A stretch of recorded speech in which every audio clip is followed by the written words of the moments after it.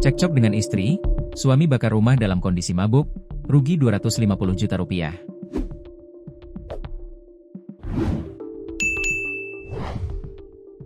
Seorang suami nekat membakar rumah saat dalam kondisi mabuk.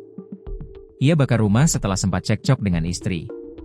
Insiden pembakaran rumah tersebut terjadi tepatnya di Jalan H. Mujtaraya, Petukangan Utara, Pesanggerahan, Jakarta Selatan pada Kamis, 5 Juni 2025, sekitar pukul 20.30 waktu Indonesia Barat.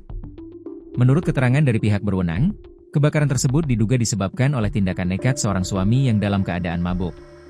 Kasudin Gulkarmat Jakarta Selatan, Syamsul Huda, menjelaskan bahwa insiden ini bermula dari pertengkaran antara suami dan istri. Suami dalam kondisi mabuk dan membakar rumahnya, ungkap Syamsul dalam keterangannya pada Jumat, 6 Juni 2025. Dari penjelasan lebih lanjut, diketahui bahwa pasangan suami istri tersebut telah mengalami masalah dalam rumah tangga mereka, yang menyebabkan mereka pisah ranjang.